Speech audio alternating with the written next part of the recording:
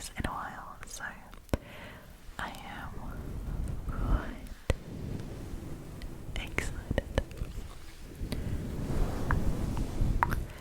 I will be doing some slight mic brushing, scratching for you as well, while I read you the stories. But let's jump into this. Alright. The first story is called My Brother Can't Talk.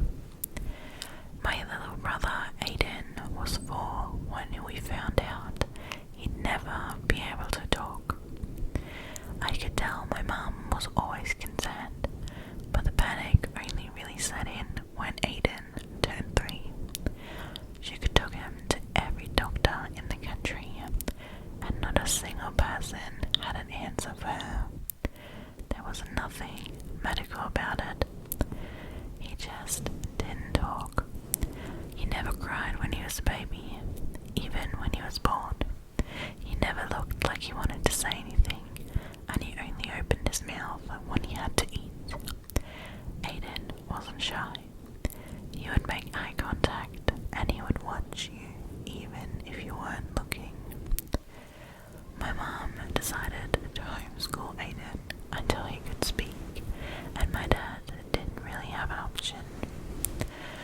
Most of their time was spent studying the Bible. My mom tried to teach him basic math, science, history, but she was in no place to be teaching anything. Her whole life she lived on a farm with her father, and she didn't receive any higher education. She didn't even graduate high school, but that didn't really matter to her. As long as she served the Lord as a Catholic woman, the rest would take care of itself. Aiden really liked my stuff. He liked taking my records and anything electronic. Eventually, it got so bad I started keeping everything in a safe under my bed. When I asked him, he wouldn't admit to anything. He did it to my parents too. I thought it took them longer to figure it out, but once they did, my dad put Aiden over his knee and belted him until he bled. Yet, he never let out a squeal, a cry, or whimper. He always took his punishment in silence. He was my little brother, so I loved him, I guess. But I was so much older. Could I really love someone I have never talked to? Much less someone who steals everything I buy. I don't know what to make of Aiden. I never look at him, even when I knew he was looking at me. It made the smallest things really hard, to the point where it pissed me off. Why did I have to feel so uncomfortable every night at dinner? I knew it probably wasn't his fault, but it was affecting my relationship with my parents. The house was bent around the elephant every single day. Everything was about him, no matter how hard we tried to move on, and it wasn't going to change. Although it never came out of my mouth, I only knew one thing. I wished my brother was gone. On Sunday at church, everyone settled in their pews, and it was pretty crowded that day. The service was long and boring, per usual. Looking at the clock made things worse. But after the service was over, Aiden handed my mom a note with a big word written in chicken scratch. Confession. My mom's face was grey. She showed my dad, and he didn't make much of it. He whispered something to my mom, then took Aiden's hand and walked him to a few members of the clergy at the altar. My mom told me what Dad had said to her. He said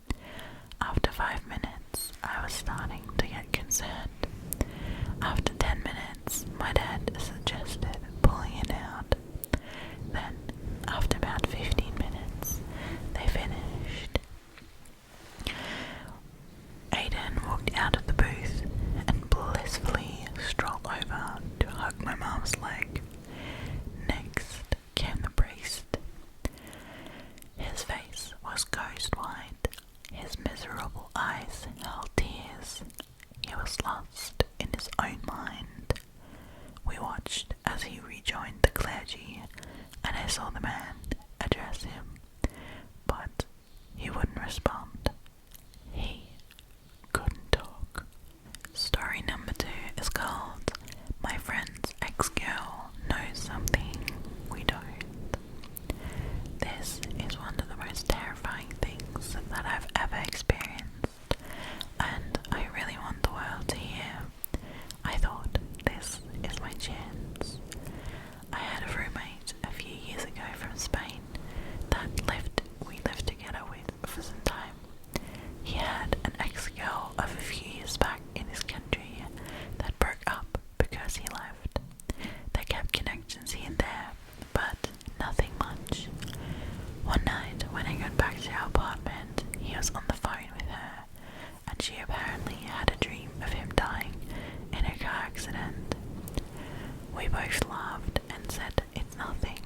They kept talking for a few minutes, saying random stuff, and right before they hung up, she said to be careful of the blue shark. We did not think anything about it until a few hours later, his girlfriend, 1 month relationship from Germany, came over to hang out with us. We were chatting, and all of a sudden we wanted to get something to eat. My boy did not have a car this time, but knew how to drive. She said it's okay, just take my car, because I have a motorcycle and he don't know how to drive.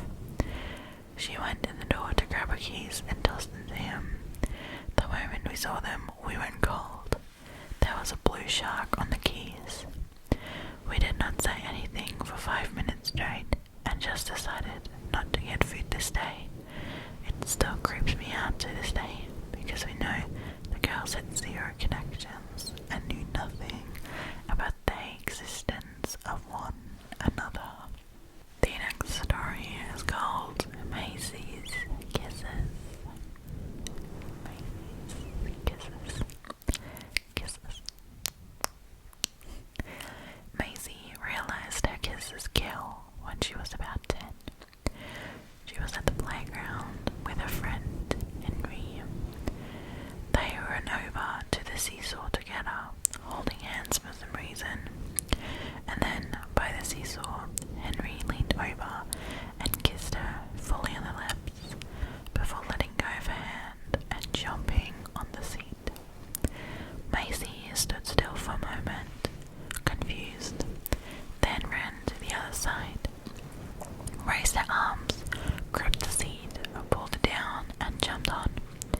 Henry went up, and then he fell like a stone with a very loud thud. He lay crumpled on the rubbery pink playground gravel, dead.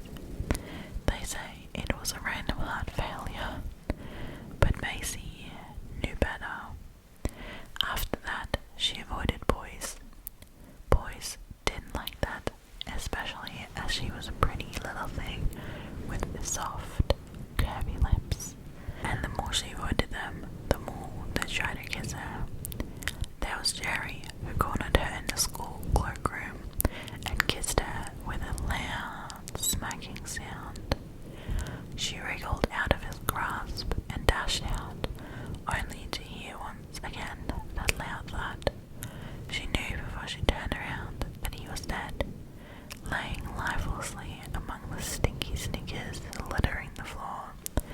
And Michael, who stole a kiss on the bus just before his stop.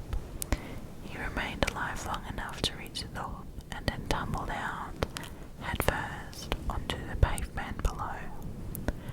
And poor Paul. Maisie actually liked Paul. He was so good looking, with bright, sparkly eyes, and he was so kind and smart. They did homework together. They both wanted to be doctors. He held her patiently with mats while she wrote up his essays. He would never kiss her suddenly when she didn't want it. She hoped desperately that would make a difference, inching closer and closer to him in their study session, letting her hand accidentally, on purpose, brush against his, until he politely asked, "Maisie, I've been dying to kiss you. May I?" She forgot about her curse in her hormonal adolescent delight. forward with her lips parted and her eyes shining. "Oh, Paul," she breathed, as his lips pressed softly but firmly against hers. Her whole body filled with joy. She could barely let him pull away. They looked deep into each other's eyes, glowing with young love. And then she shrieked out in despair as the light dimmed in his eyes. He slumped over while she sobbed uncontrollably. She never forgave herself. She gave up on her dream of becoming a doctor and relentlessly pursued another career, specialized in dealing with unwanted husbands and lovers, a surprisingly lucrative field. She smiled at her latest prey, Jason, sitting across the restaurant table. She didn't feel bad anymore. Those emotions were long gone. She had a job to do, and he shouldn't have asked out when he was already married. That's all. She leaned in. She was busy and didn't want to waste too much time on this one. Next story is called "I Think I Discovered a Worldwide Secret." You may or may not have heard of the Oyster's Shaft. If you haven't, it's a place beneath the Egyptian pyramid where the public can visit. However, what less people know is what's beyond the walls of the shaft. I was there with a group tour in the Osiris Shaft. It was amazing, a once-in-a-lifetime experience for most people, but for me, my experience was probably one in a blue moon, maybe the first experience for anyone. I broke off from the group to take some pictures. I wasn't sure if it was allowed or not, but I didn't want to leave empty-handed. The hall had supposedly shielded off more to the public. I headed down that wall, snapping pictures along my way. I came across a selection of wall which was very different to the rest. It was a different shade of yellow. I looked around and noticed a tiny gap in the bottom corner of the discolored wall. I looked back at the tour group, then into the gap. I carefully placed my camera through the gap and squeezed through after it. I stood up. It was pitch black. I couldn't even tell what was ahead. I slowly went forward down what I assumed was a tunnel. I reached a small shaft surrounded by wooden beams. I could see dim light. I climbed down the ladder, shaking at what I might find. When I reached the bottom, I turned around. I tried filming with my camera, but after 1 minute, my SD card ran out, and I didn't have the spare one on me. There were lamps all along the way, all connected to the same wire. What was this? I thought it must be something that maybe some geologists or historians set up for their work down here. I couldn't be more wrong. I went on down the lit up tunnel. Half hoping I came across a person. I reached the end of the corridor. I saw the most of this place. I saw the most out-of-place door imaginable. It was iron, like the service doors you see in the tube. It was very rusty. I heaved it open and walked through it. The other side was pitch black. Slowly and cautiously, I walked forward. Every step felt risky. 1 step, 2 steps, 3 steps, 4 steps. As I went for the 5th step, my foot met with something hard, and I went over. As I was getting back up, I had the idea to use my camera flash as my torch. As I did, I directed it down to see what I tripped. A rail. I looked around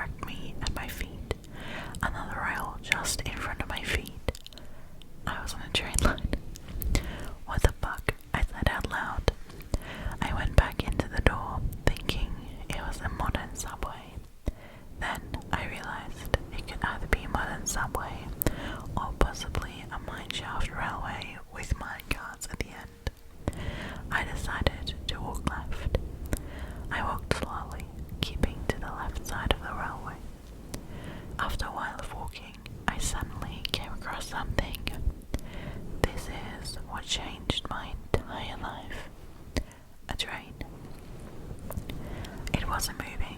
It looked abandoned. It was silver and looked like the Chicago subway trains. The door and small windows on the front were boarded up with wood. I walked up to the front of the train. I climbed onto the small front step and, with my forearm and elbow, I broke down the wooden board. It fell apart like polystyrene. I walked into the cab. The technology was so advanced. It had a massive GPS system to the right-hand side. I couldn't be sure if it was a modern or some sort of advanced technology for Egyptian times. I went over to the massive GPS systems.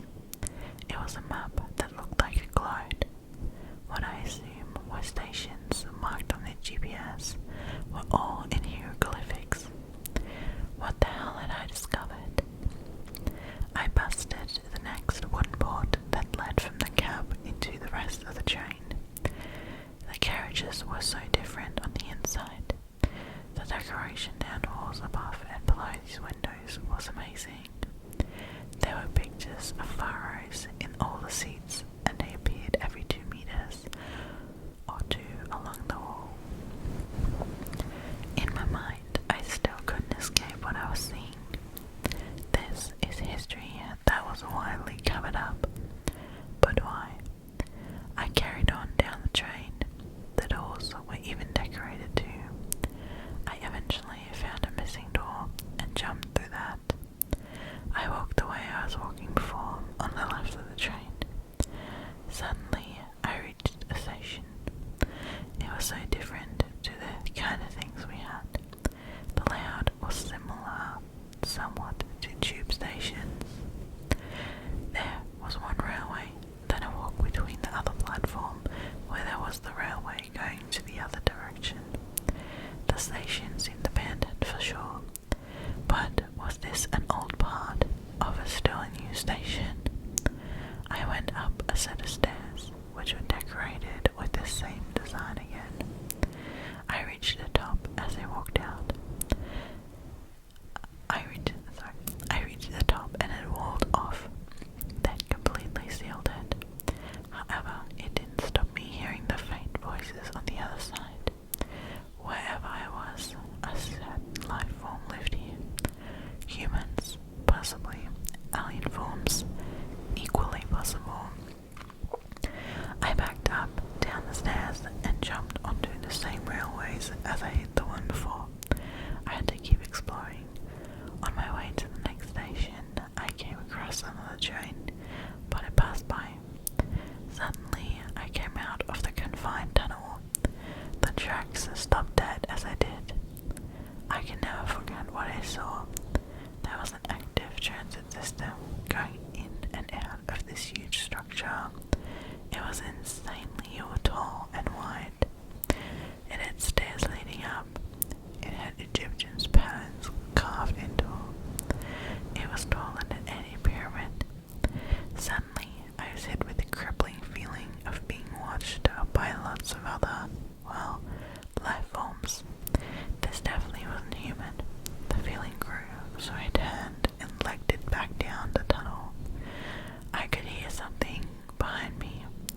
I passed the second tunnel, the second train, and then the station. Eventually, I reached the first train. Not far to go. I reached the open metal door and ran in. As I was closing it, I saw wide, glowing eyes running at me in an inhumane speed. I slammed the door shut